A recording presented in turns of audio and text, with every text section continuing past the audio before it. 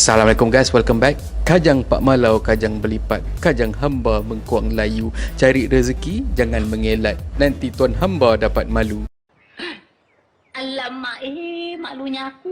Dekat dalam video aku sebelum ni, aku ada berkongsi dengan korang luahan dan juga keraguan daripada netizen berkenaan satu kedai yang katanya menggunakan alkohol dekat dalam bahan masakan dia, yang mana kalau kata makanan ni dia serve untuk non-Muslim tak ada masalah.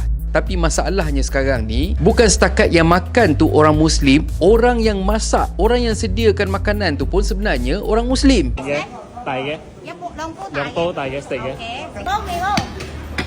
Nanti你呢度做咗幾多年啦？ Aku ada berkongsi pandangan daripada mufti wilayah berkenaan hal ni, yang mana aku bacakan ataupun aku share dengan korang satu point saja daripada previous video aku, yang mana dekat dalam website mufti wilayah dia ada tulis penggunaan alkohol yang dibolehkan dekat dalam makanan hanyalah lebih kurang 0.5% dan ianya bukanlah disediakan untuk tujuan memabukkan, tapi sebaliknya hanya untuk menstabilkan rasa ataupun bahan-bahan yang dimasak tu. Cuma masalahnya cooking wine yang digunakan oleh kedai viral tu ialah sebanyak 15%. Beza gila weh, 0.5 dengan 15% tu. Ya?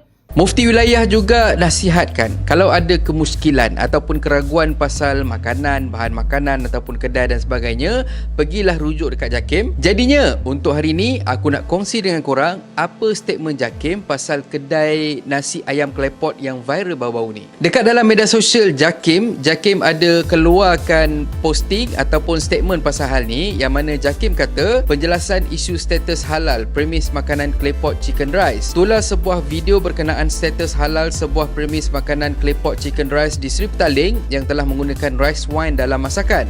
Berdasarkan kepada semakan melalui sistem kami, premis tersebut bukan pemegang sijil pengesahan halal Malaysia SPHM dan pihak JAKIM tidak pernah mengeluarkan pensijilan halal untuk premis itu. Sehubungan dengan itu, pengguna Muslim adalah dinasihatkan agar sentiasa berhati-hati dalam memilih premis makanan yang ingin dikunjungi. Pastikan premis yang dipilih merupakan pemegang sijil halal yang sah dari JAKIM.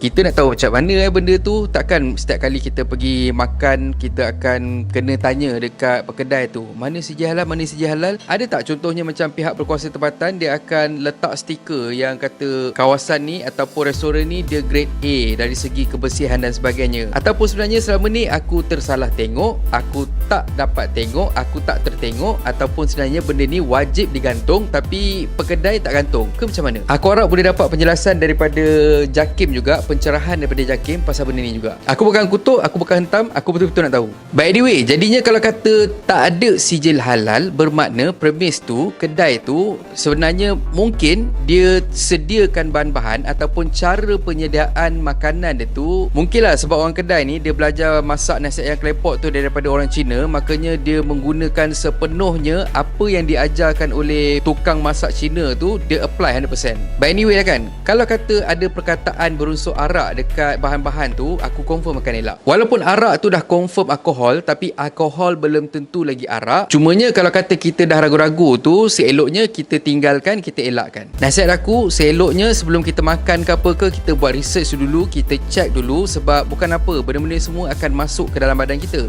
Contohnya macam sebelum ni, aku ada kemuskilan pasal penggunaan perkataan untuk minuman root beer. So aku memang pernah pergi check adakah betul perkataan ni berasal daripada arak, sebab dia ada perkataan beer tu kan. Tapi nasib baik bukan. Yang mana root beer yang dimaksudkan tu sebenarnya ialah akar yang dimasak ataupun disediakan untuk menjadi minuman. Walaupun penghasilan root beer ni kadang-kadang dia akan menghasilkan alkohol sewaktu proses pembuatan tu, tapi macam yang aku share sebelum ni melalui website Mufti Wilayah ada maklumkan sekiranya alkohol tu terhasil daripada pembuatan makanan ataupun minuman, tapi tujuan asal dia bukanlah untuk buat arak, makanya ia dibolehkan. So just rest assured, root beer dekat NW tu halal diminum. Anyway, berbalik kepada nasi ayam klepot yang viral tu, aku difahamkan owner ada maklumkan dekat social media milik dia yang premis tu ditutup dan katanya ditutup buat sementara. Tapi tak pastilah sama ada betul hanya ditutup untuk sementara je ataupun memang dah tutup habis ke apa ke, wallahu alam. Tapi apa yang aku pasti dan apa yang aku harapkan dekat sini supaya owner kedai tu ambil masa ni untuk pergi berguru dan cari jalan macam mana cara untuk hasilkan nasi lemak klepot tu 100%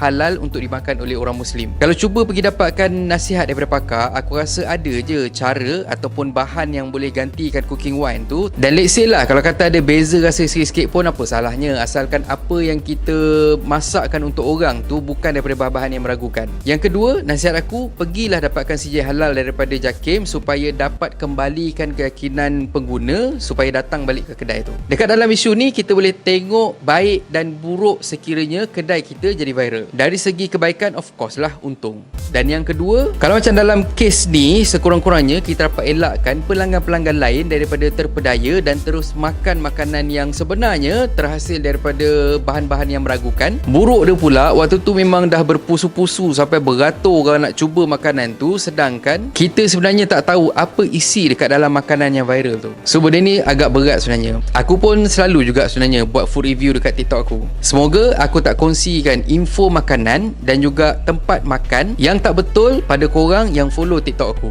Sebenarnya aku nak suruh korang follow TikTok aku je.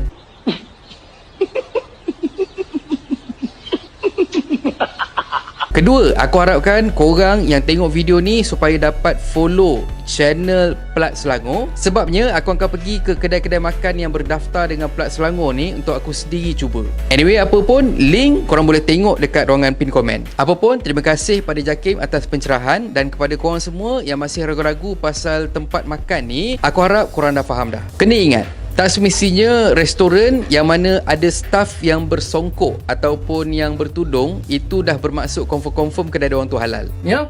Dan akhir kata pepantun, mak buyung idam karipap, suami cari sampai seremban. Makan bukan sekadar sedap, makan cari berkat Tuhan. Dan kalau korang suka konten ada dalam channel ni, please consider to subscribe guys. So thank you very much for watching and have a nice day. Assalamualaikum. Assalamualaikum guys. YouTube ada fungsi baru iaitu Super Thanks. Siapa yang nak belanja aku kopi, korang boleh tekan butang Super Thanks kat bawah ni.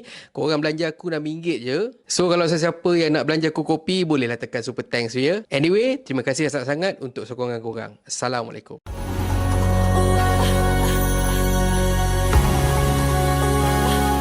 Kemana dia mau? Sudah, Bang.